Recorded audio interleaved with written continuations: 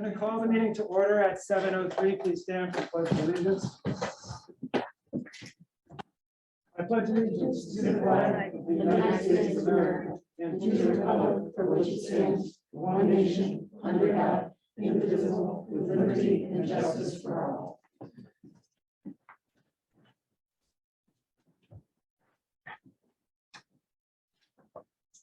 In accordance with policy 9070, after an election, we engage in the election of a chairperson. In this time, the superintendent takes the chairpersonship of the Board of Education, until which time we have a selection of a chairperson. At this time, I will entertain nominations for chairpersons for the Board of Education. Give me one moment, though, to make sure everybody's in the room. This is the part that wasn't part of the last couple of times. Okay. Point of order, are we supposed to swear everyone in first? Oh, I'm sorry. Hold on. That might be good. Yes, that's why Mr. Gunn is here. I was afraid to raise my hand.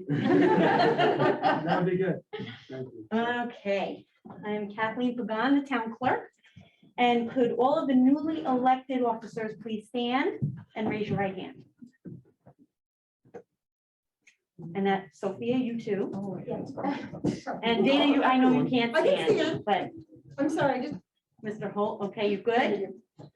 Okay, raise your right hand. Do you solemnly swear that you will faithfully discharge according to law your duties as members of the Board of Education to the best of your ability, so help you God?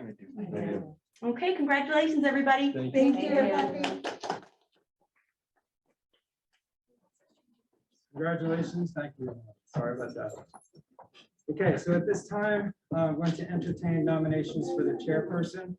I'll take each nomination. I'm going to record the nominations, and then after all the nominations are taken and closed, I'm going to, in alphabetical order, take votes for each nomination.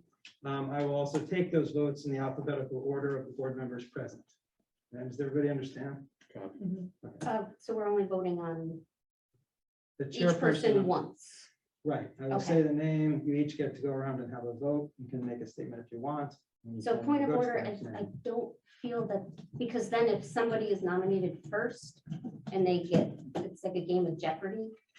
Six people, if six people vote yes, if somebody were to get, I Even think- if, no matter how many people vote yes on any given person, I still have to go through every single person. and, Yes, the so votes I will would still be like to- taken, and I'd like to make a motion to put forth to the board to vote on all nominees at the same time by roll call vote or by ballot. I need a second. So I'm gonna say I'm against that because legal counsel advised us doing it a different way. And I'd rather stick to the way that legal counsel advised us to do it. Can I see the legal counsel? Because in my conversations, I'll second the motion so you can have a discussion about it. okay, So I would recommend against that. I would recommend following the board counsel. so all in favor? So we'll go around all in favor of the motion that Ms. Blair has presented. I'm going to go from right to left, aye, nay, or abstention. Nay, I think we should follow the legal counsel. Aye. Nay. Aye. Nay. Aye. Aye. I'm done. And if you could share the email too, if you need to. Yeah, I will. Did you get that, Lisa? Could you repeat that? Okay, let's go around again, starting with Mr. Regisford. Thank you. Nay. Aye. We'll go slower. Wait. Yeah, so Mr. Regisford is in nay. Ms. Yeah, we're in Felton's nay, in nay. yeah. Mr. Griffin, Gonzalez. aye. Thank you. I'm an A. Aye. Yeah, nay. Christina Ford, aye. Jacob, nay. Ashley. Aye. Stevenson. Jacob, what was your vote? It was an aye. Thank you. I'm an A. Nay. Thank you. Got it. Thank you very much. So at this time, I'm going to take nominations for chairpersonships of the Board of Education. I'll take the nominations, put them in alphabetical order, and then I will go around the room and for each person, get a vote from each of you. And even if someone has, say, a majority of votes, we still go through the whole process for each person so that you have an opportunity to speak on in person that you wish to do so. Okay. Will the nominees have a moment to speak for themselves, or is that, do we go straight to the? I don't think in the past we've done nominees speaking for themselves. I think at this point, probably, it's not been what I've experienced. You can make a motion to have them speak for themselves. So let me take the nominations and then, okay, so nominations for chairpersonship. Right. At this time, share any nomination for chairperson of the Board of Education of the town. Sophia Shake, I nominate Ashley Lundgren. Dana Philbin, second. Jacob Murray, I nominate Tony Holt.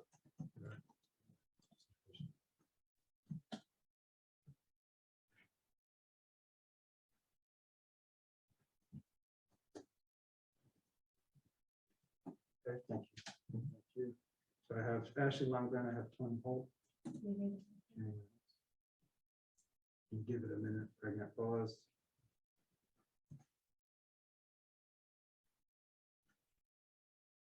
Okay, so at this point, what I'd like to do is have a motion to close the nominations so long as I'm accurately understanding that there are no more nominations. And I accurately understand there are no more nominations for board chairperson. Okay, so I need a motion to close the nomination. Point of order, you don't need the nomination. You don't need the motion. According to legal counsel, I have to make a motion. I'm going to do what the legal counsel says. I appreciate your input on that, though. I'm just going to follow the legal counsel. Dana Philbin, I like to close them, make a motion to close nominations. Second, Jane Rich for second.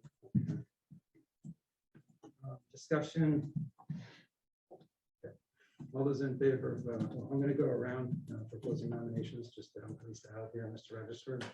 In terms of, Yeah, closing. Closing You got a nominations? motion on the board for closing nominations, so we're closed. You're going to close the nominations for the chairperson. aye. And Ms. Griffin, Ms. Gauchin, Aye. Ms. Griffin, Aye. and Ms. Shea, Aye. Mr. Holt. Aye. Ms. Aye. Gordon, Ms. Ford. Aye. Mr. Murray. Aye. Aye. And- All right, so it's unanimous.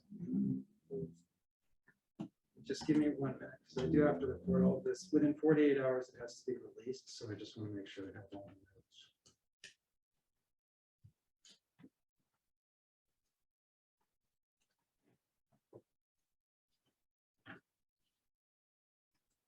Thank you.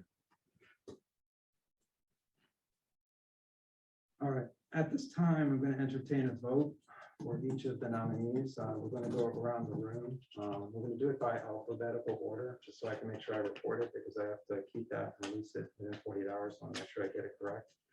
So the first nominee in alphabetical order would be Mr. Holt. The second nominee in alphabetical order would be Ms. Lundgren.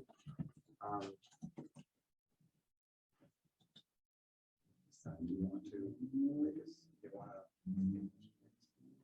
Yeah, I'm not sure how to articulate that, but I move the nominees to make a statement. So Mr. Holt is motioning that the nominees get to make a statement. Is there a second for that? Jacob Murray, second. Okay, discussion. Okay, and we're going to go to a vote on that. I'm going to go around the room again to make it easier for Lisa. Okay, all those in favor, you're going to say aye, nay, or abstain on this register. Aye. Ms. Gauchin. Aye. Okay, Ms. Griffin, Aye. Ms. Shea, Aye. Mr. Holt. Aye. Ms. Tolland. Aye. Ms. Ford. Aye. Mr. Murray. Aye. All right, then prior to it, you can make a statement. Thank you, Dr. Willett. The policy directs us to pause and elect board leadership every 2 years. I see this not as a statement on leadership of the past, but rather as an opportunity to define our future as a unique board with a common focus. I am deeply honored by this nomination. It speaks volumes about the confidence in my character and my ability. I believe I bring a number of good things to the table, including but not limited to passion, determination, and confidence. During this past term, I have developed a unique relationship with our superintendent that combines a healthy respect with a desire to grow. Our discussions help me grow, and they're a bit wordy. My travels of the past year have given me an international perspective while allowing me to demonstrate my willingness to work hard to the betterment of Tolland Public School, regardless of where I am. My work schedule for the future shows only 2 small trips over the next 3 years. I adhere to a servant leadership model. The leader's role is to empower others to achieve their goals. If chosen, I will embody the word team. Again, this nomination is an honor, and I appreciate it. Thank you. Well, as everyone knows me, I'm a little bit less wordy. I'm a little bit more direct. So I would like to just say that I do have a proven track record, and I do feel as though I am the best person to bring this board together and to work as a cohesive unit. I am not a politician, believe it or not. I'm here to serve our community in the best interest of our district and our students. I always believe in what is right. I do have a very good working relationship with Dr. Willett, and I do think that that's an important factor when thinking about a chair position. So yes, thank you very much for the nomination. Thank you both. At this time, we'll entertain votes for the chairpersonship of the Board of Education. I will take those votes in alphabetical order. Aye, nay, or abstain. I will be a yes vote. I will do that first for Mr. Holt and then second for Ms. Munger.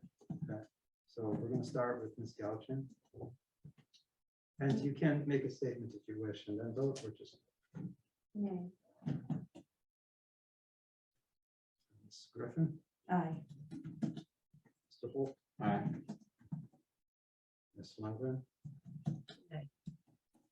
Mr. Murray, Aye. Ms. Philbin, Nay. Ms. Ford, Aye. Mr. Register. Nay.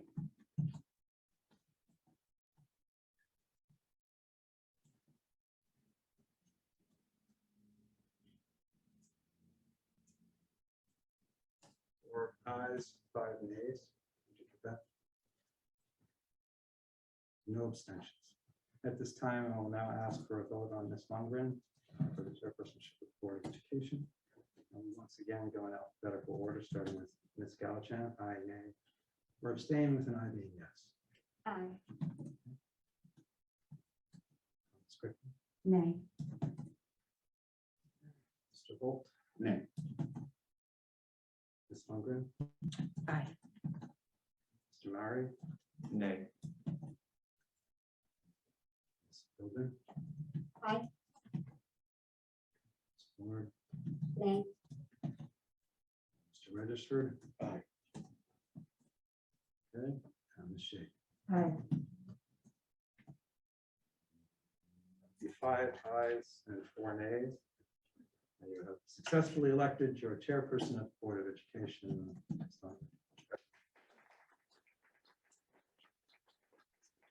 the moment I've been waiting for. No longer. Meeting to the chairperson of the Board of Education.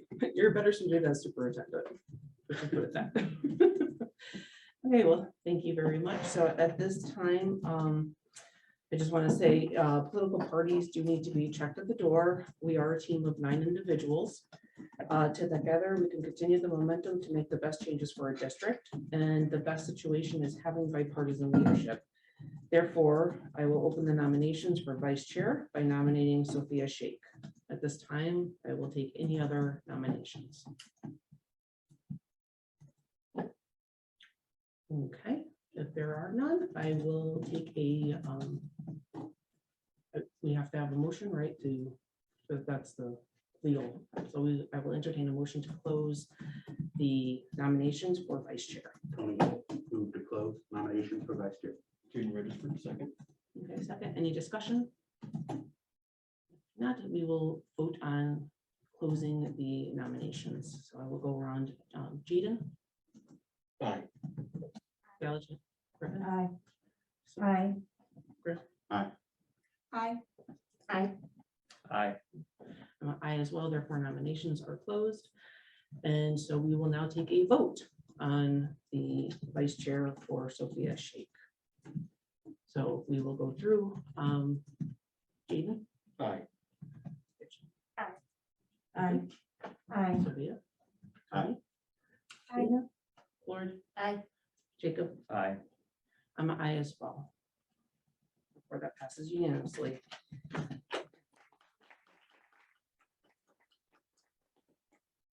At this time, we will do secretary position.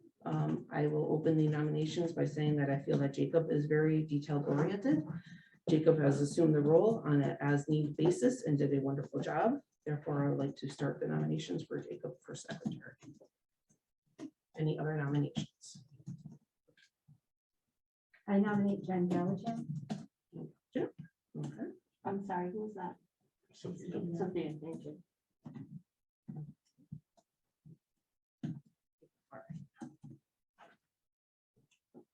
At this time, are there any other nominations? We will close that, so we will have a motion to close nominations. Tony Holt, I move that we close nominations for secretary. Karen Tolland, second. Okay. Any discussion on this? Sorry. No discussion? We will go to a vote. So Jaden? Jen. Oh, aye, I'm so sorry. I'm so sorry. We are closing the- we are closing the I vote. know, sorry. Aye, I am an aye. Okay. Jen? Aye. Aye. Aye. Aye. Aye. Aye. I'm an aye as well, therefore we are closing nominations for secretary. So at this time, the first one would be Gallicent. I had to take a minute to think about your last name. So at this time, I will entertain a motion to have a vote on Gallicent for secretary. A motion that we vote for Jen Gallatin, secretary. Second. So we are good. And can we just go to the voting? Because I feel like I messed this up here, the voting. Right? Yeah. Okay. You can do that. So then we could just go directly to it though, This is for secretary for Gallicent. I'm an aye. Nay. Aye. nay. Aye. Nay. Nay. I'm a nay as well. Therefore, we will continue on with Jacob. So we will do a vote for Jacob for secretary. Nay. Aye. Nay. Aye. Nay. Aye. Aye. I'm an aye as well. Therefore, congratulations, Jacob. You will be secretary.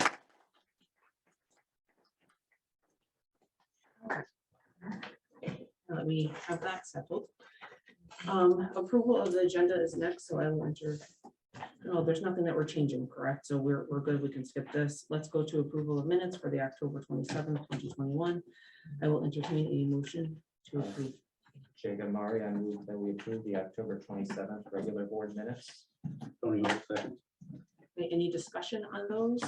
Okay, let's go ahead and do a vote. So Jaden? Aye. Jen? Aye. Aye. Aye. Aye. I'll abstain. Aye. Aye. I'm an aye as well, therefore they pass as is. So at this time, well, we got people online and in the room. This is public participation. You are allowed 2 minutes to have your say. If you could please list your name and address for the record. If you are online, please raise your hand. Dr. Willett, look at him. He's pulling up the timer. He's already got it ready to go. He will time that. So those in the room have a wonderful clock, and those online can see the same thing. And so let's go ahead and we will jump from room to online. So Lisa? Hi, my name is Lisa Burns, 214 Slater Road. I wanted to congratulate you all for winning the election. I see a lot of new faces and a lot of coming back. So I know this is quite a commitment from all of you. I can't breathe. And so as a constituent of Tolland, I just wanted to thank you and appreciate your time and efforts moving forward. And I look forward to a new board. So congratulations. Thank you. Thank you, Lisa. Now let's go online. Madhu, I just want to say congratulations to all of you who won your elections or won re-election. Congratulations to the newly elected leadership of the board. I just wanted to wish you all good luck for the next 2 years, and congratulations all again. Okay, my dude, now you, just so you know, you have to list your address. Oh God, that's right. Sorry, 93 Hurlbut Road. Thank you. Really loud. I'm sorry for being so loud. Okay, let's go ahead and go in the room. Kate Howard Bender, 103 Goose Lane. Just want to congratulate everybody and just remind you that I am still a resource to you, whether or not you like me. So if you need me for anything, please just don't feel sad about hitting me up with that. Thank you. Thank you, Kate. Okay, so let's go online now. Colleen. Good evening, Colleen Udachuk, 12 Blueberry Hill Road. Just wanted to congratulate everyone, and I look forward to working with everyone. Thank you, Colleen. Anyone else? Anyone else online? Going once, going twice. We will close out the public participation. And then we will move on to, I need the agenda. Correspondence, okay. Yes. Well, Tony would probably still have those, or did you? I did not know I'd be taking the position. So tonight, but I can. But I would assume that Tony would have the correspondences. I did not. Without knowing, I didn't. So I can get that for next meeting. So now you're Yeah. gonna have, 2 months or a month Yes. before, basically. okay, perfect. Okay, so points of information. So at this point, we can open up to board members if they have anything that they would like to say. This time you can raise your hand. Go ahead, Tony. I know, I didn't do the correspondence, reading through the emails, there's been a lot of email traffic concerning the vaccine clinic, which has been set up. I was wondering if at some point up here, you could give a little information as far as the processes that are in place to make sure that who signed up is actually getting the vaccine and those safeties.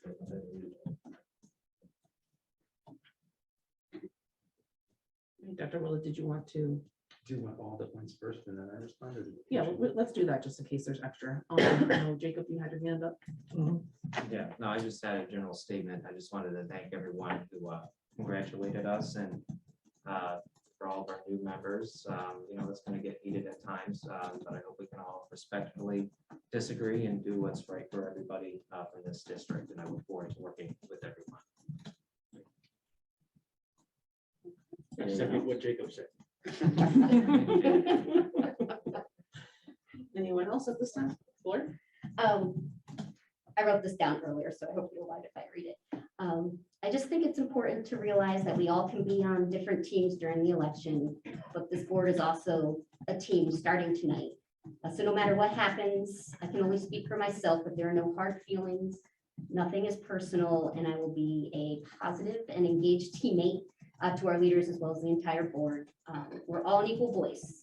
The chair isn't the boss of the board, but they're a facilitator of implementing all of our goals and our ideas alongside the superintendent.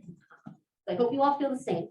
And also if I seemed contentious with my point of order around the process, you know, I attended the CABE seminar on electing officers, and I felt I was really well educated on what was supposed to happen here with the election of officers. So it wasn't meant to be contentious. It was just how I felt it should have gone. So thank you all.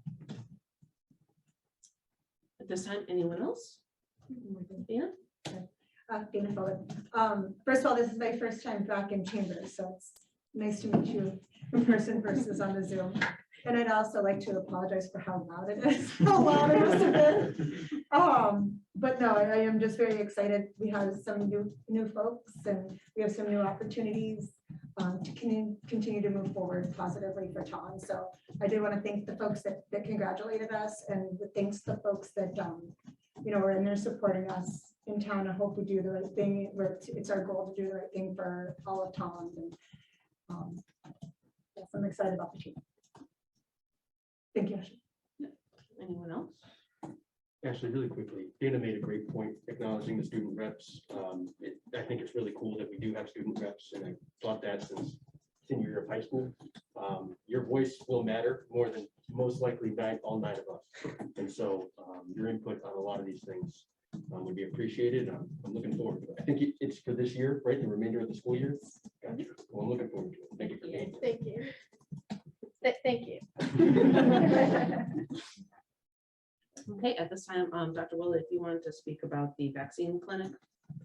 Sure. So thank you for the question, Mr. Holt. And of course, anybody who has questions, there's a contact me page off the website that has a series of ways that you can reach out to me. I'm of course happy to answer any questions people have. And people have engaged in that and through a variety of mechanisms asked questions. So always happy to help any way I can. So the Department of Public Health, in many of the meetings that the superintendents attend on Tuesdays with other officials, they give us direction and give us a sense of where things are at in the state and where things are going federally, et cetera. And one of the directions they've been very, very clear about is that we should be doing everything we can to maximize vaccinations in the state. That this is one of the single most important strategies for resolving the pandemic and getting kids in school consistently. So as part of that, offering vaccination clinics was set as a priority for us by DPH. In accordance with that, we did set up two. One is with the Eastern Highland Health District, which will be held on November 13th, Saturday from 10 to 4 in the THS auditorium. And the other is with the University of Connecticut Health Network, which is November 15th at Birch Grove School from noon to 3. Both are set up for trying to give people the easiest access and options, ability to take advantage of it if they so choose. And so in that process, we do work many hours to get these set up and get them set up to the specifications of each organization. Each organization is slightly different in what they ask for and how they approach the clinics. You'll notice, for instance, Eastern Highland Health District requires people to register through VAMS system, which is a system the state typically has used, whereas UConn requires its own special paperwork. And so both mechanisms and options are there. And people sometimes who hate, don't like the VAMS system have the option of going to the UConn system. Some perceive that to be easier, others don't. So it's set up so that anyone with whatever option they want can take it and take advantage of it. Registrations are separated from their staging areas at these events. So the registrations are usually handed in sometimes at the event, but many times before the event, aka VAMS or aka the registration paperwork.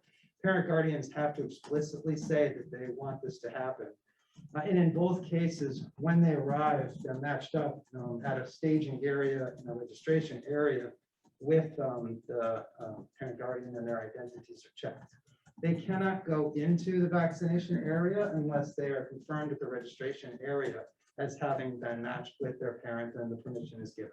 No child without the permission of the parent guardian would be vaccinated ever in this school system. Probably ever.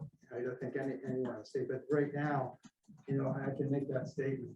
So they get that permission, and once that is all verified, they move them to a vaccination area of the event. And so the organizations are solely responsible for checking identities, things like that, but that's also for medical reasons. For instance, I couldn't give you a list of who is registered for the UConn clinic right now, because it's information that is considered medical. And I know that those lines, like through COVID, have gotten strangely blurred with contact tracing. This is one of those cases where that's the rule. So I don't know who the people are who signed up for the UConn clinic. I know that as of the other day there were 33, but I don't know who they are. Same thing with VAMS. I can't go into VAMS and figure out who they are. It's just those organizations know, those organizations verify, those organizations check, and those organizations execute. We make sure they have everything they need to do that, though. We set up the space, we set it up to their specifications, we make sure that bathrooms are open and available, all those things that you need for a facility, but they run the show. So that's hopefully more or less how we make sure that it is who it was only verified to do it. So just for clarification, and thank you, sir, that is information I'm looking for, but if I heard you right, there's nothing implied. It has to be an active approval from the parent. before that. Absolutely, yeah, you cannot, in this district, but I would assume ever, you cannot vaccinate a child without the parent guardian's permission for these kids. These kids aged 5 to It's not the military where they just line you up and they jab you all the way down. Yeah, a lot of vaccination. Thank you very much for that. And I do think that having the vaccine clinic here is great because our pediatricians are at the yard goats. And so this is going to be kind of nice to have that option. So I'm sure I'm not the only one thinking that. So at this time, then we will close out the points of information and let's jump on to the student representative reports. Emily and Natalie.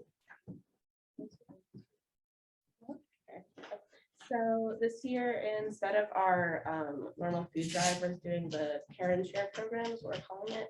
So we're going to be collecting monetary donations instead of actual food this year because the food pantry has requested, just based on like COVID protocol stuff, that instead of giving them actual food, they would prefer grocery store gift cards. So we're going to take the monetary donations we collect from students and put that towards a gift card. Yeah, and wellness week is coming up, so we still have to set up activities and speakers and dates and things like that, but we will be doing that in the coming weeks. Perfect. Do you happen to have a deadline for when the gift cards? So we're going to be collecting money the rest of this week and all of next week in the school. Thank you, ladies. Let's see. Let's move on to superintendent's report. So discussion on committee members. So there's no closure on this. For our newest members, what I feel that we do not have coming into this is an understanding of what are these subcommittees? What do they do? Where are they coming from? Before you can make a choice as to what's really going to fit with matches you. I mean, anyone else could maybe decide perhaps something doesn't fit with them anymore. So I think that by going through the chairs and having them kind of tell you a little history of what happened, kind of where it's going, what they're doing, I think would be a great kind of starting point. Griffin, at this time, would you like to talk about the FFC? Sure. So I am currently the chairperson for finance and facilities. So obviously a lot of finance on that. The finance side of it is typically, let me back up. So we meet on the third Wednesday of every month at 5:30. Typically we go an hour and a half, depending on how much we're chatting. Every month we'll meet and we'll have kind of, so you'll see in, I think it's coming up on the agenda, you'll see this, this sheet here. We kind of expand on that. So basically the one we look at in FFC is about 2 pages, 2.25 pages. So we go a little bit more in depth of the numbers and we'll kind of walk through those with Dr. Willett. Recently, we've been doing a lot of work on the COVID relief fund that we're trying to get passed with the town council. So that's actually what's going to be on our agenda for next week. The facility side of it, well, it's always also the finance is we'll go through our responsibilities to kind of take a first pass at the capital budget, which we just did in September. It went to the full board, I believe, in October, and now it's at the town. So we'll talk about what kind of items we want to see in the capital budget and kind of where to go with that. We've obviously the past 18 months, there's been a whole lot of talk about COVID and expenses. And we talked about, we have our 1% fund, which is our ERF. So there's a lot of acronyms and so if whoever's interested in, joining FFC, we can certainly kind of I'll walk you through that a little bit more if I do remain chair of the committee. So, but that's basically what we do on FFC. Thank you. Thank you. Thank you. Tony, would you like to do policy? Certainly. Before anyone asks, policy is as exciting as it sounds. I stole this from the Granite School District in Taylorsville, Utah, which are the Patriots, by the way. Policies are important because they help schools establish rules and procedures and create standards of quality for learning and safety, as well as expectations and accountability. Without these, schools would lack the structure and function necessary to provide for the educational needs of the students. So in a nutshell, Tolland Public Schools has about 108 policies with the associated regulations that go underneath there. What the policy committee does is try to stay in front of that bow wave of, are those the right policies? Do we need new policies? How have they shifted from year to year due to changes in curriculum, changes in what the state's mandating, or even changes within Tolland itself? Our goal is that somebody picking, not only do these policies represent the framework, that we build our district on, but that somebody from the outside could pick up our policies and know who we are, how we do, and what our priorities are. So the policy committee meets at a minimum once a month, sometimes twice a month, as we go through the recommendations from the state, from our legal advisors, from the public, and from ourselves, and try to build that into something that can then come in front of the board as a whole for approval for it. Thank you. Perfect. Jacob, would you like to speak about curriculum? Yes, so the curriculum committee is our newest committee.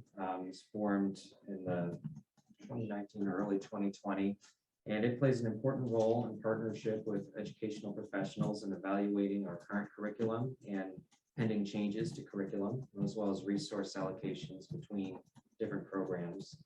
We also play an important role in spearheading and supporting new educational programs, such as the Pathways Initiatives, which is an important initiative for Dr. Willett that I believe is good for our district.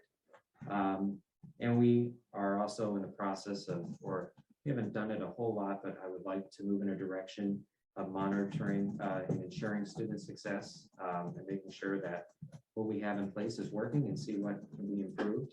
And of course, with COVID-19, we play an important role in monitoring the effects of learning loss and other pandemic-related issues. Kind of a lot there, but it's definitely been fun chairing it over the past term. Thank you.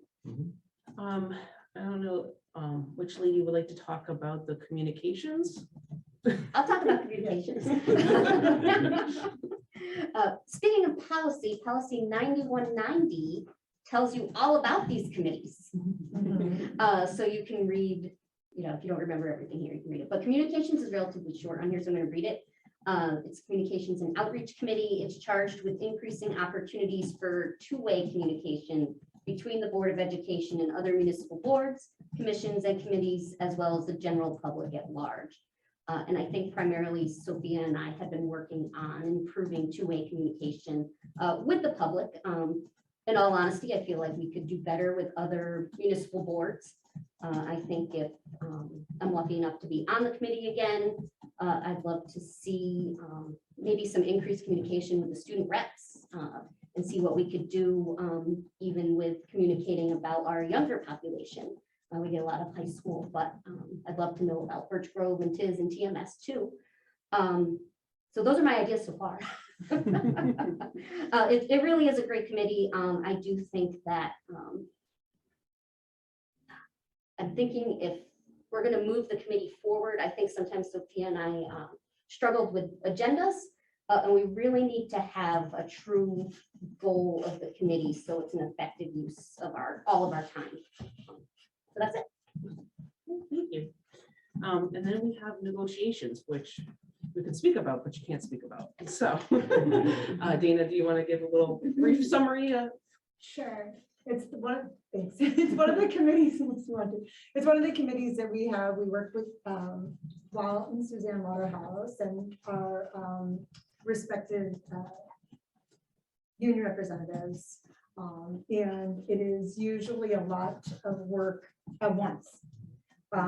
It's not every month like most of our other committees, but it's very congested and to talk to our respective, the parent negotiations, the teacher negotiations, the facilities, and so on and so forth.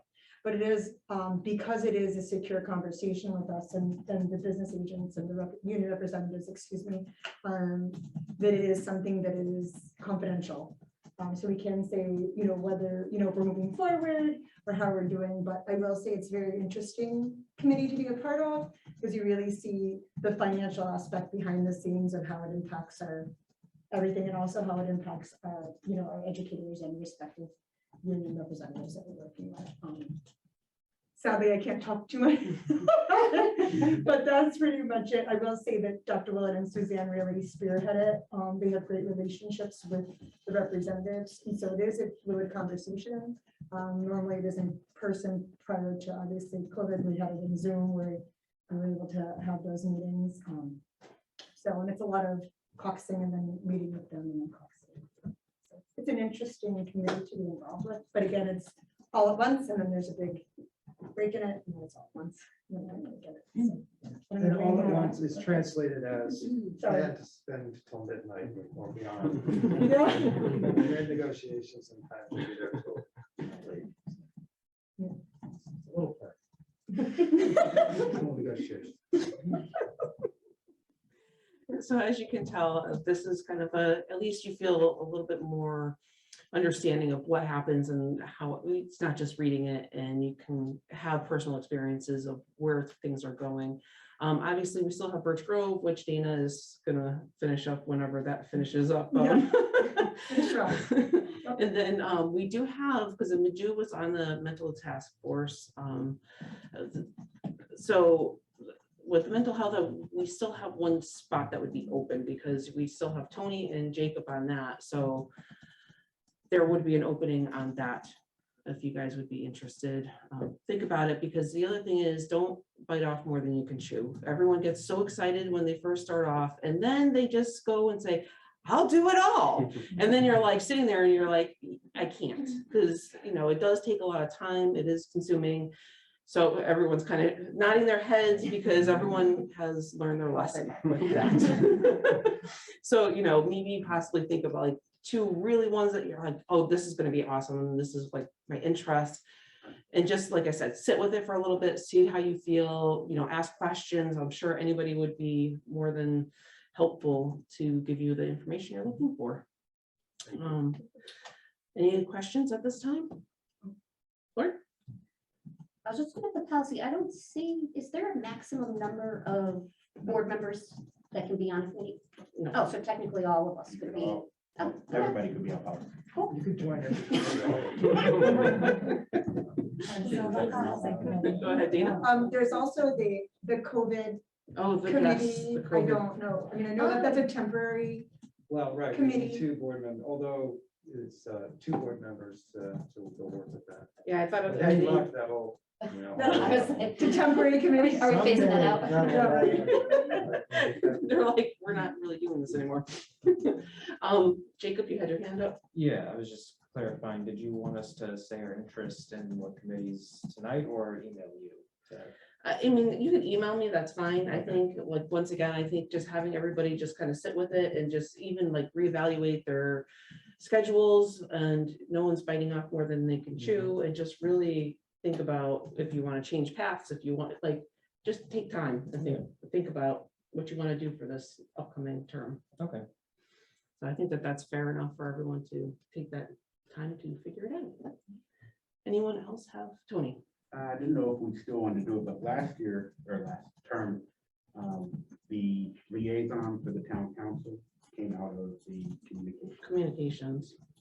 But we didn't have any members in communications, and so that kind of fell through when we had. alternated, depending on who went. Yeah, but it was, because I remember for a couple times that we didn't have anyone that actually came back and said anything because they couldn't go. So that was a tough. We'll do better. Yes. I zoomed in. So that would be something for communications to definitely pick up and have that on their radar. Quick question, Ashley. So Yes. you want us to email you? At Yeah, some point yeah, before the next email. meeting? Yeah. Okay. Absolutely. So I think that would be good. Okay, let's jump to the monthly financial report. Okay, so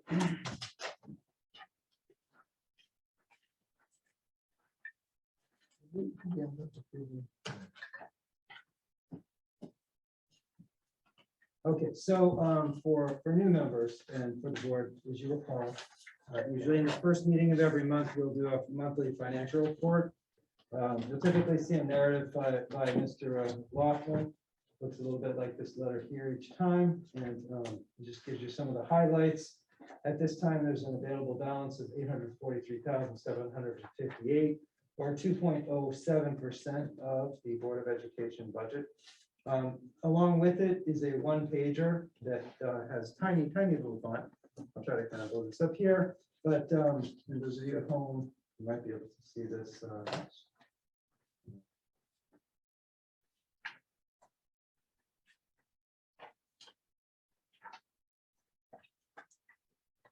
So if you take a look at the line items, I will go through and give you some of the highlights for this particular month. And each month I will do the same thing. And then we'll collect any questions that anyone has. Most of the time, then I'll compile those questions. If I can't answer something here, I will, but otherwise I'll answer it in FFC or in a follow-up. So salaries or code 110, and I'll give you the code as we walk through this, are currently over budget by 520,000. Again, this is the same thing that I reported out on last month, where we had the additional hiring of some of the associate educators, the teachers that we hired from the ESSER grants. We haven't received the funds for the ESSER grants yet. So those are what are pushing us into a negative position on that one. The ESY program and the summer program are also part of our expenses there. And we've basically got some grants that are outstanding that once we do get them into the budget system, you'll see that balance out. And it'll be more like it is in typical years. So that we expect to come back into a normal balance in a couple months. The substitute code 120 has an available balance of 324, and we are still in the beginning of the year roughly in terms of how many months we've been in for subs. We typically don't see a tremendous use of this right now because most of the illness and this weather and all that stuff hasn't really hit us yet. But as we get into into the deeper part of the year, you'll notice that gets expended. It also gets expended when we use substitutes, when we cover teachers that have to get trainings or in some sort of PD. So that will get run down much more quickly as the year goes on. Overtime expenses, they can't be encumbered, so they're currently under budget for 109. They typically do get burned through the year. Stipends, code 150, are currently over budget by about 83. Similar to previous years, all budgeted stipends have been encumbered for the year. So pay-to-play funds, they haven't been collected in their entirety yet. And you'll notice that's a little trend until we get towards the end, because each season has new pay-to-plays. And we do try to be gracious with that to the greatest extent possible. So in general, and because of the way it's funded, you'll notice that generally does tend to be negative until all pay-to-play funds are collected. Health insurance, severance, employee benefits, which are codes 210, 190, and 200, are collectively under budget right now. Again, the position in the year is at the beginning, so that's more or less to be expected. We dress them up good. Newly hired, that's what happens when you're tripping over your mask. Newly hired employees and retired, they typically drive FICA, the Med, Social Security numbers, which is code 220. Newly hired employees and those that retired since the beginning of the year can change those balances. The available balance is 76 under, and should remain under until we get through probably more of the months of the year, continue finishing up any hiring. We are still, in a position, just like many of the other places in Connecticut. We're better off than we have been, but there's positions we still need. Retirement, course reimbursement, and unemployment, 240, 250, 260, they're all collectively 115 under budget at the end of October. Expect that a bit, and we don't have as much unemployment at this time either. Hopefully we won't, but you'll notice those do get incurred more as the year goes on. Benefits consultant and workers' comp, 310, 270 are both under budget as of October by about 60. Legal, audit, and tech, 340, 350, are all collectively under budget by about 186 through October. Expenses in these lines will increase as the year progresses. This year, I'll see that get burned up very quick. All repair, maintenance, custodial, cleaning, equipment expenses, technical expenses, 420, 430. They'll continue to be spent as the year goes on. Many of the maintenance and custodial expenses are cyclical, and they won't be incurred until the end. Some expenses might increase due to the BGP project, as now we, find out what the new building needs and assess what's going on. There'll probably be some things that need to be covered. Transportation, 510 is over budget by 258. Most in-district routes have been created with first student, while special ed routes are with first and Haven transportation services. Haven services mostly is students of special education. The overage is currently due to some of the special education routes, but as you've noted in previous years, these numbers do fluctuate. We are in November, so at this time, I would just put that on our watch list and not necessarily something I'm really concerned about it at the moment. Sped tuitions 560 are over budget, 394 for the year. The available balance is going to change as the district continues to, go through the year and specialized services are incurred. We also remember that in February and May, we do get our funds from the state of Connecticut. Until some of those funds come in, you do see that budget line item does stay out of whack until we get to February and May sometimes, and then it comes back in as the money comes in. Energy 620 expenses of 1.4 million are transferred over to the Universal Internal Service Fund. USIP, and basically that's part of the energy agreement that we've had for many years, transferred generally at the beginning of the year, so that's why those funds were transferred already. Textbooks, as you might imagine, have not been fully expended. Curriculum supervisors continue to spend under superintendent's office guidance, and we'll continue to reduce that as the year goes on. Instructional supplies, equipment, miscellaneous, general supplies, generally 610, 600, 730, 690 are collectively under budget by about 313. That is to be expected right now. A bit of a toner challenge too, so we're working through all of that. And yeah, you got some toner, now's the time to donate it to your school system. But that's those big printers are the challenge really actually. So that's about it for now. If there are any questions, I'll grab them, take them, and try to do something at FFC or follow up. Quick question for you, Dr. Lewis. Sure. You mentioned the grants earlier that they still haven't come in. When can you expect them to come in? So the special education grants normally come in, the big ones come in February and May. Yeah, excess costs usually. Okay, thank you. Any other questions?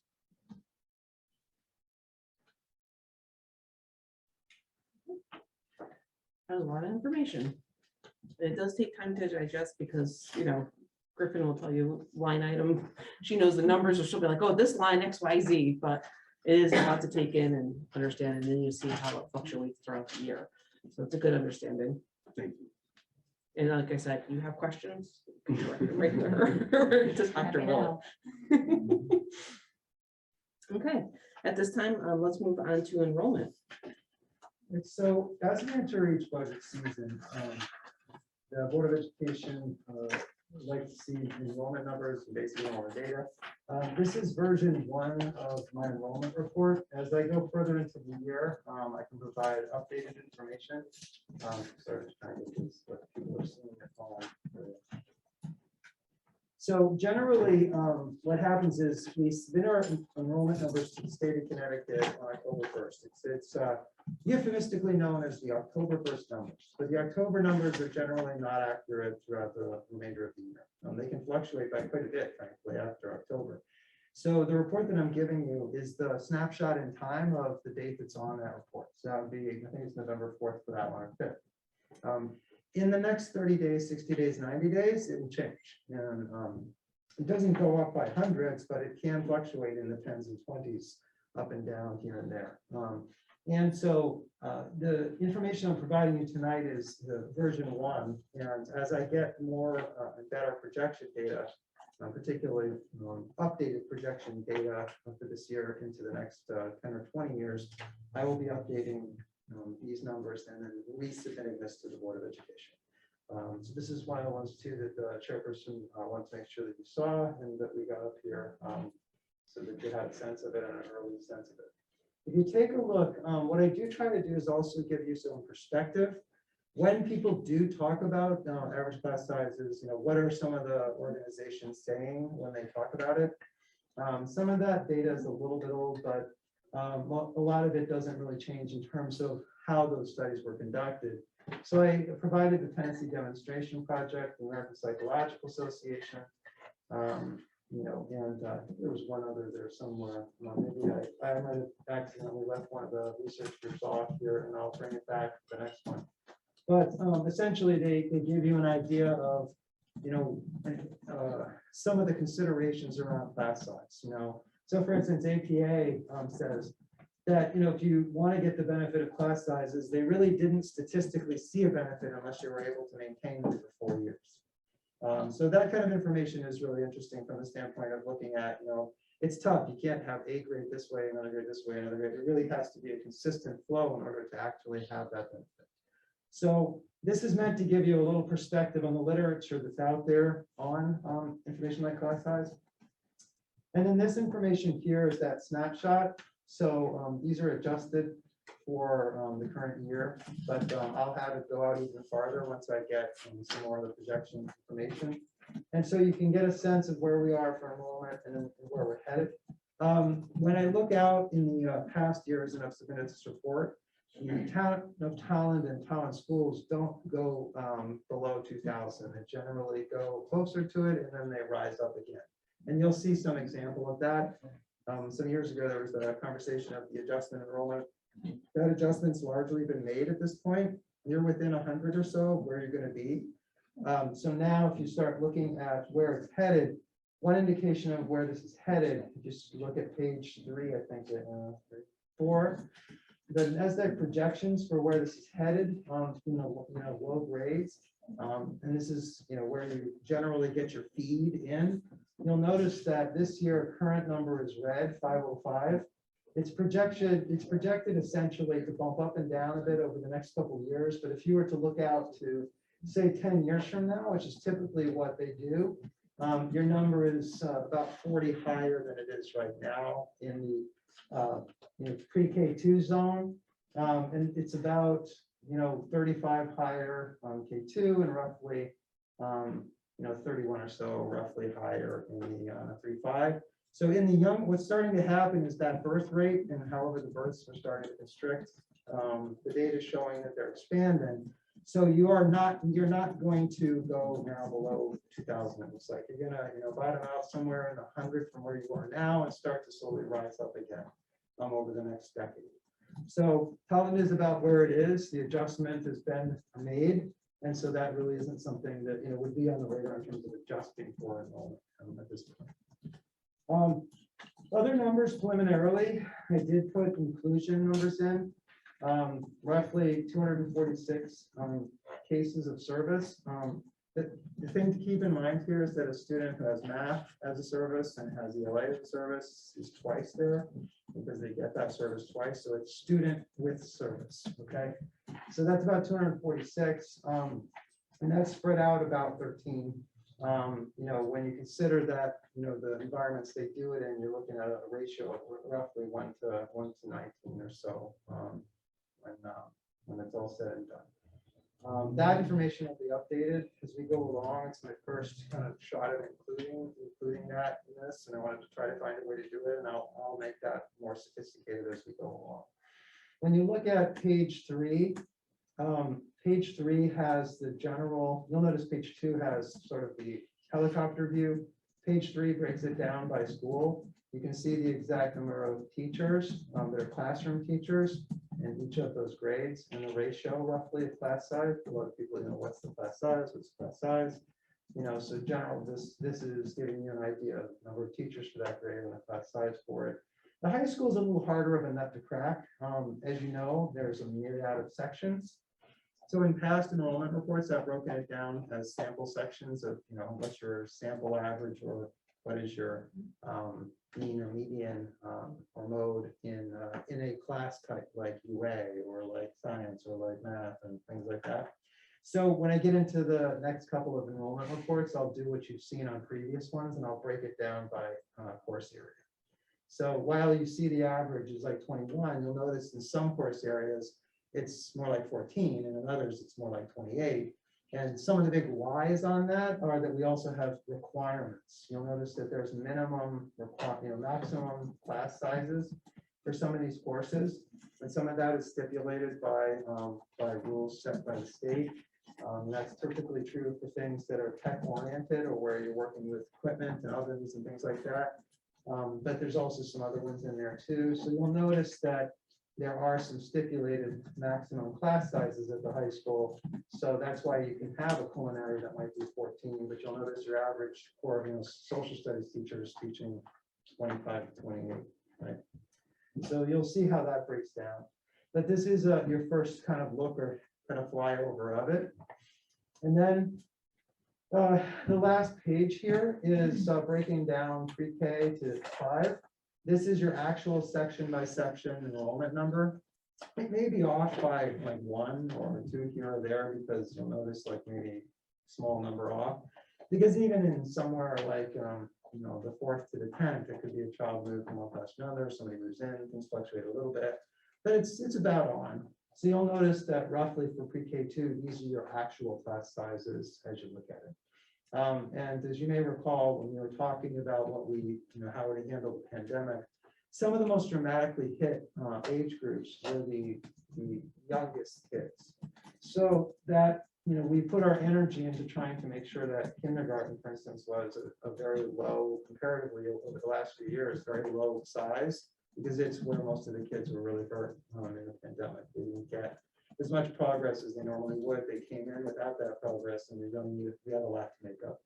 And if you don't make that up early, it cascades over the years. So you really have to put really a lot of heavy effort into the youngest grades as fast as you can in order to make up for some of the stuff that the pandemic left us with respect to learning loss, and in that case, acquisition. They just weren't doing as many other things they wanted to do. So you'll notice that those sizes tend to be smaller at that level, and then as we get a little bit older, they kind of rise up. At 5th grade, this was a little bit of an anomaly year for 5th grade. A lot of times 5th grade is much bigger than this, but all of our classes are within a general range of what you see. And I think that was it. So I will enhance this enrollment report as we go along, but this is the November version. And the January version, as you get to the superintendent's budget, which is the first budget stop along the way for budget adoption, is the one I present to you. Then the board about a month later decides what you want to do with my budget and makes the final additions, subtractions, or whatever. The enrollment report for January should have much more stuff in it from the standpoint of overall distribution at the high school, some of the more updated projections, things like that. Thank you, Dr. Willett, for putting this together. I know it's one of those trying to chase down the enrollments and see exactly where our students are. This district is not exactly as easy as we would think it would be to just put that together. So thank you very much for doing that. Are there any questions in regards to this enrollment page? Jen? So I think we're going to discuss this more, obviously, as we get closer, like you mentioned in January, but I was wondering if, reading the data that you provided with the advantages of smaller class sizes, do we also look at data that discusses the relationship to social emotional health benefits? And you mentioned the pandemic. I know that there's a lot of catching up to do. I would imagine that would be a part of the conversation. Smaller class sizes would presumably help teachers build more trust with students, more one-on-one working, more flexibility to work with children with 504s and IEPs. So I was just wondering if we look at data for that as well when we come into those conversations. Yeah, there will probably be quite a few opportunities to grab updated data for that type of thing, because for instance, SEL wasn't a term used at the time that some of this other data was generated. And to answer that, most frankly, an organization like the American Psychological Association would be the place I'd want to grab updated data on it, because it's pretty reliable. They have pretty good stuff with a lot of really good journals for that. Some of these other places are just grabbing stuff out of the air. So I think I'll be able to update it now that SEL is a vernacular that's used. And so yes, the short answer is yes. But I'll probably be very careful about where I grab it from, because there's a lot of gimmicks out there too. And so for instance, the state of Connecticut has supported a universal screen of a certain kind that I'm not sure is really 100% effective for what they're looking for. And I think some others have thought that too. So it's really great and flashy, but it might not be the thing we would want to hang our hat on. So there's a couple things that we'll see out there. It's really good to always ask questions about them, because then we can have a dialogue, even bring them up in the curriculum committee. Because some of the stuff out there's lots of product in education. Any superintendent knows that too. You go to one AASA meeting and there's lots of products that they sell you, educational products, but then there's only really some things that are super useful. And so we can differentiate too. But yes, I'll add some of that too. We added a few teachers this year, is that correct, using our ESSER box? Yes. Which grade? It was great. It was K. It was the low grades. Okay, K and 1 and 2. the two teachers. Yeah, I have to go back to the report, but it was more. It was three years over a span of those. It's more, we get to do it over 3 years. Right, okay. So it was taking them and spreading them out, keeping those people for 2 or 3 years. Okay, that was gonna be my question. So we do have money kind of Go set out and aside, if you using will, that. that we can keep at the very least class sizes this size. Yeah, and that was the goal. Back to the Trisacrufus. It's the pandemic plan that has a very long acronym, because that's what the grant wanted it to have. And so in that plan, it goes out for 3 years with that staff. That's what I thought. I know we've talked about it. I just want to make sure Yep. that's in here. Okay, thank you. Any other questions? Dana? First of all, thank you for this. I guess one of my questions would be, we didn't talk a lot about the middle school. I see where the ratio is 18.3, 25.3, 24, so the average is 21.6 for the middle school. Is that correct? Yeah. Okay, so it's hard to make a breakdown. I know we talked a little bit about THS, and we talked a little bit about, K through 5. We didn't talk a lot about the middle school. When it comes to those class sizes, are we looking at streamlining? I mean, the 25.3 seems high. It doesn't necessarily tell me what grade it is. Yeah, I realize now that as I cut and paste these things, the grades you're missing. I'm not trying to. No, you can extrapolate it to 6, 7, 8. Right. But, So that's what it is. And Okay. there's not one teacher in one of the grades, so that's like a breakout intervention, but this is 140. So the way to look at it is you've got a burst kind of grade group going through in 7th grade there of 202. The following classes after that are coming through are 146, 155, 150. So what's going to happen there is you'll notice that ratio that was what 5th grade was a few years ago, where that 25 is clicking its way up up into the high school and will be absorbed. So that's going to be kind of a big group that goes in, but that will balance out a lot in the next year. So. And then one other thing, other than the COVID babies I see coming in the next 5 years, and all the COVID babies that came about, but how many additional students, do you have the data that says how many additional students that came to Tolland since March 2020? I mean, did we see an influx of that due to We like? saw a dramatic increase in English language learners, yellows, or there's a new term for it, but MLL. what is it? MLL. Yeah, it is, and so thank you. And so yes, and it did. If we look at the enrollment report from last year, there were actually some significant in the 10s, like 20 some odd, 30 some odd did that. The other thing that's going to happen is most of the projection data that was used for these didn't take into account COVID babies. The COVID, babies or the babies born during the COVID pandemic or conceived at that time are going to be added in the next year or two to these. And so you might actually see them bump up, even higher. So most of the stuff that's presented here was also used during the Birch Grove project as a data point for how big that school is going to be. And so you'll note that that it was higher already. When we talk about going to low and rising again, it'll probably add some to that. And then we adjust to it. And over the years, kind of to clarify to the question Ms. Strickland asked, that we do have grant positions right now. However, we do expect retirements. So the people that are in, we do very much intend to hold on to the new people as other people retire. So people don't have to be afraid about security. Anyone else at this time? Okay, we can close off the enrollment conversation. Let's go to committee and liaison reports. I'm trying to think of any committees that one of you guys met. Yeah. You want me to go Yeah, first? go ahead. Sure. So curriculum had a special meeting on the 28th of October. And it was only about an hour-long meeting. The big thing we discussed was a possible grant that Dr. Willett is looking into to expand personal finance course options of the middle school, which we were all very excited about and hope to see some more information about that and just beefing up that program in general, both the high school and middle school levels.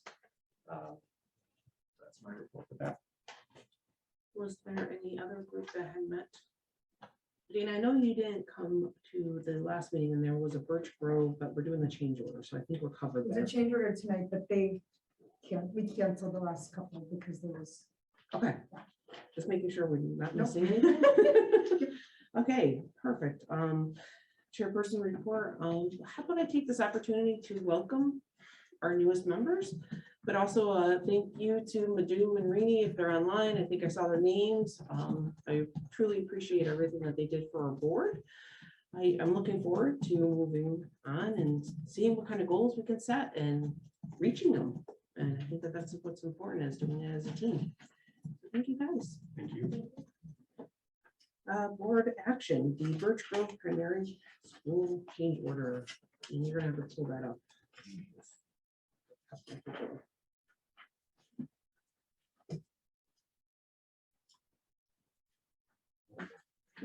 So I'll kind of just do the summary. And Ms. Murray is not here tonight, but this does, I don't think she is. She might be online there. I apologize if she is. This is similar to the ones that we have had in the past, the Birch Grove Building Committee requests that the Board of Education consider the state change order number 8. D'Amato, the BGP contractor, has compiled the state change order 8 items of submission to the state of Connecticut. The Birch Grove School Project Committee has already reviewed and approved the individual change order requests. They're part of the document you see here today. In order for the town to be reimbursed for these items, the Board of Education must accept the documentation and authorize the superintendent to sign all related documentation and approvals. So by approving this tonight, you will authorize me to sign that, and I take care of wrapping that up. The general sequence you see here, I'm not going to read the whole thing. You've been through this before. If you do take a look at the board action desired, there's the motion for your notification when you are ready, and the supporting materials are attached. Thanks to Mr. Mowry, who pointed out there was an issue with the links earlier, but the links do work now. No doubt. All right. Well, of course they did. Why did you click on that? Well, so they were working. We'll have to go back and figure out why they stopped it. But apparently getting stuff done with Google Drive is not as easy as this thing suggests. In any case, these links do and were active for looking at the change orders. It's also posted in the dashboard, which probably is a lot easier for the board to access. So I don't know what is happening right now with that. It might be them using an old document on this one.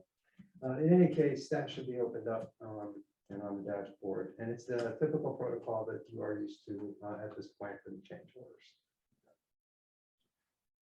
And I like to say, I know the dashboard, he throws it out there a lot. It is very useful, and we will make sure that the link because once you have it, you can go on and then you can see what's happening. He posts a lot of stuff that all board members can go on. There's files there for policy. I mean, this is like just everything for board. So I just wanted to throw that out because I know he's been saying dashboard, and I was wondering. so it is just a collection of information, and he posts, like I said, just various things throughout the day. You know, sometimes you're just like another thing on the dashboard, but you know, he did simplify a little bit, so it's a little bit user friendly now.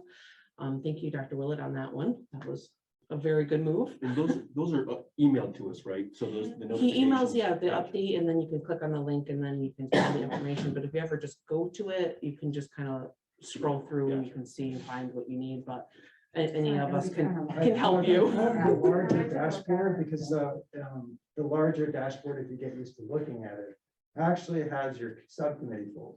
Yes. So, you know, notice me say, you know, "Ooh, hold They turn- dashboard. they and then turn it around. update.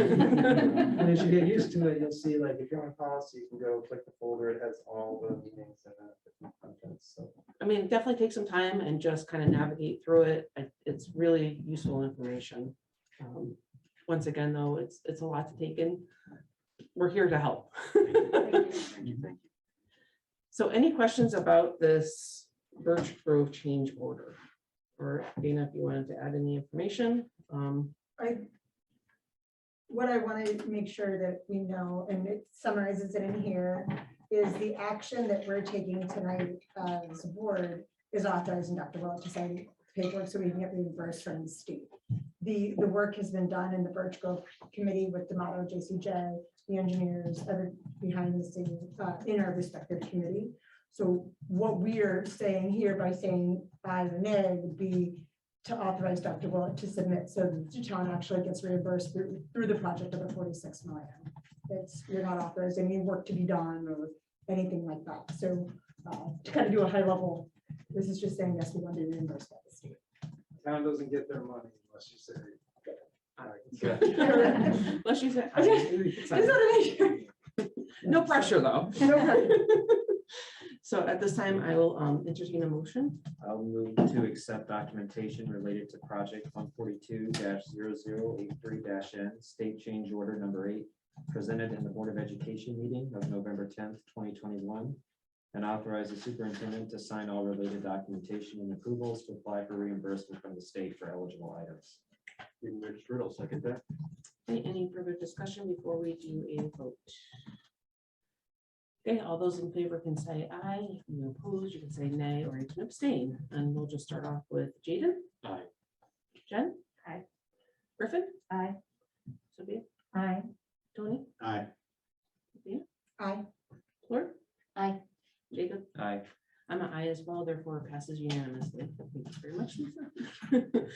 Okay, at this time, let's move to our second public participation. Once again, there will be a 2-minute time limit, and if you could please state your name and address for the record, and you can do it. If you're online, please raise your hand, or if you're in the room, you can stand up. And I'll once again go bounce back and forth. So, Kate? Hey, Kate Harrison, North Goose. I just had some questions about the class size. I know it's shocking. So intervention ratio was 1 to 19. Yeah, okay. Sorry, I'm just gonna ask the questions you do the thing. Okay, sorry. My question really is that comment is that's kind of high.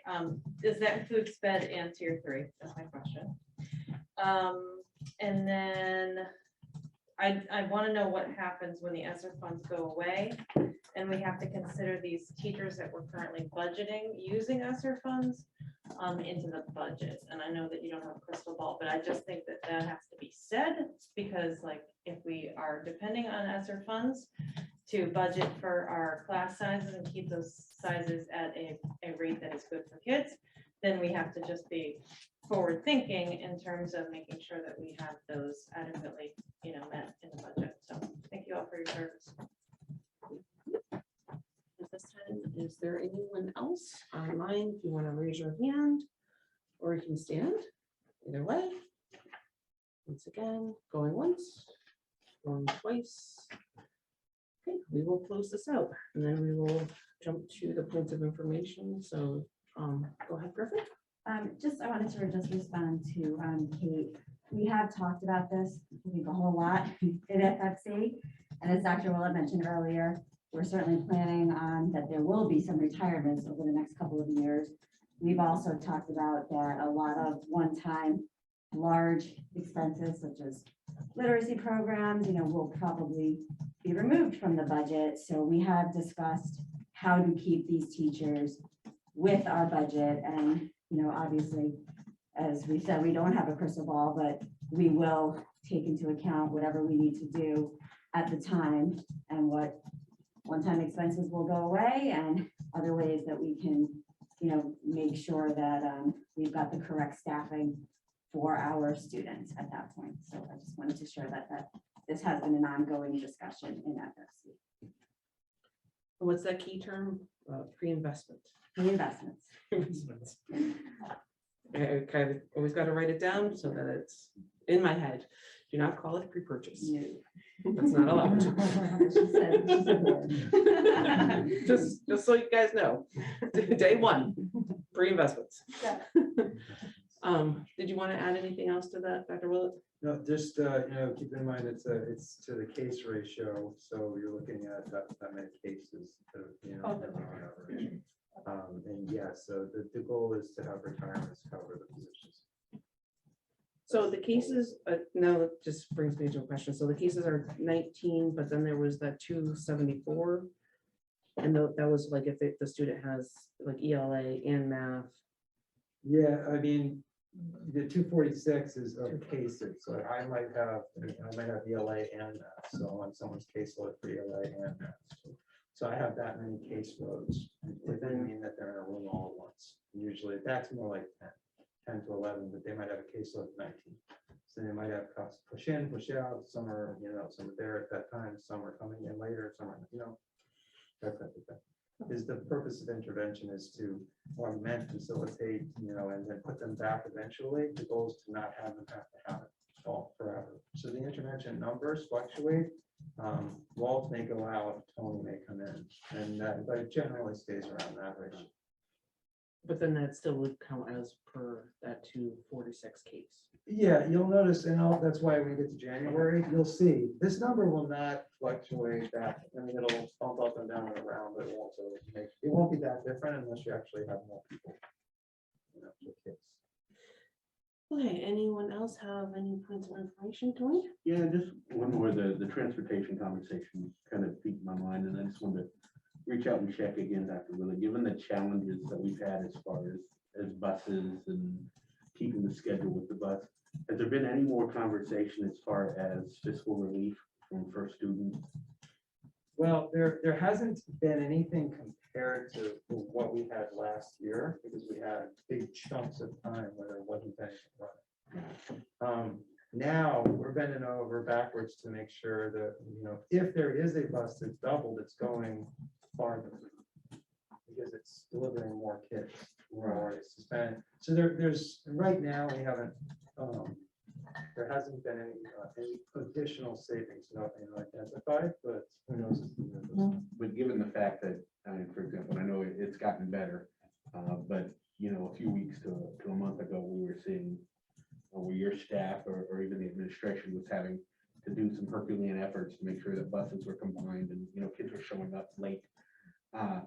From a contract with first students perspective, what are they doing as far as you guys having to do that? Are they saying, hey, we recognize the challenges, we're going to give you a discount, or are they saying, hey, we're doing this to make sure that it's happening? And what?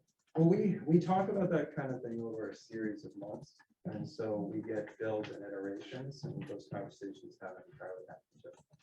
Because even though it feels raw and it happened within the last 30, 60, 90-day period, so that has yet to be discussed. Dr. Willett, I have a newbie question for you. Is all of this available to the public online? So Yep. Kate, I think, I don't know if your question was answered, the ratio, it is 1 to 19. I just wanted to clarify, just to make sure this is available for cases. And yes, this whole mission control thing is, that's what I try to do, is make sure the public can see what's in green. Gotcha. Which is why I'm always like looking at anyone but you, and I apologize for not making eye contact. It used to be that I could make eye contact. Now you'll notice me like jutting over here, jutting over there. Who's in the waiting room? Someone's texting me, they're stuck in waiting room purgatory. I'm trying to get them out. So as new board, forgive me, because this is, hopefully we won't be in this situation after a few months, but I have to divert my attention back and forth to these monitors and all this. Thank you. I was wondering, and I don't want this to fall on Dr. Willett, so I guess I'm gonna make it fall on you, Ashley. Can we make sure that we have some sort of a Board of Ed retreat Yes. sooner rather than later? I think that would be really helpful. But I hate to. Yeah, put no, it I on did your discuss shoulders, that. but- There was a discussion that we had about having a retreat because it needs to be in person, first of all. An online retreat is just, it doesn't work. So, you know, I would like to have the like an in-person retreat for board members to have some building sense and building a foundation, and then we can kind of go from there. We will have our roles and responsibilities as well, which this time around we will go directly with Jessica. Just throwing that out there, right? So there are going to be like a few workshop type of deals that will be coming up. But that retreat is definitely one that I would like to make sure that we facilitate sooner than later so that we can have a good foundation to continue on as a team. Thank you.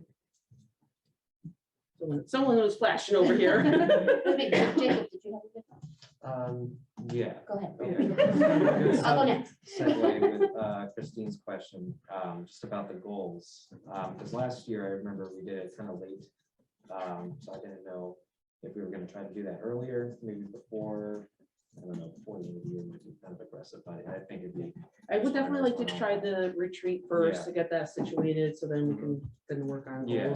roles and responsibilities too, like, you know, just get their feet wet on everything, because we're, you know, throwing a lot of stuff at them tonight. So I think that once we get going, it'll be easy to progress. Okay, yeah, just kind of curious about the timing with that, so that's good. Griffin stole my board retreat. Jacob stole my goal suggestion. It's just weird, a little bit weird not to be at the leadership table. So I thought some changes that I guess I would like to see is maybe we use the future and new business agenda items a little bit more. We could have some more board discussions under new business. Another thing for the newbies, CABE. Sometimes they're great, other times they're part of the problem, but I think that they offer a lot of great resources. The seminar I watched on election of officers was through CABE. And then as far as the goals go, I would love, and I know this is later after FOIA and all of that stuff, but I would love to see Dr. Willett's goals first, like Dr. Willett's goals and the district's goals. That way we as a team could tie our own goals to his, and it's not just kind of, oh, this is what I want to do and save the world, and they align. So that's all I had. Thank you. Was there more flashing of hands? Nope, not intentional. Okay. Okay, so then we are all set then. Let's go ahead, and as you said, we don't have the future and new business, so I will entertain a motion for adjournment. And I will say before I say it, we are all here physically, so we will take a picture to put on the website. So do not go running out to your cars. So now I will entertain a motion for adjournment. I move to adjourn the November 10th Board of Education meeting at 8:31 p.m. Okay, any discussion? Let's go ahead. Jaden? Well, go ahead. Jen? Griffin? Aye. Sophia? Tony? Aye. Dana? Aye. Aye. I'm aye. Aye, sorry. Aye. Report unanimously ends at 8:32.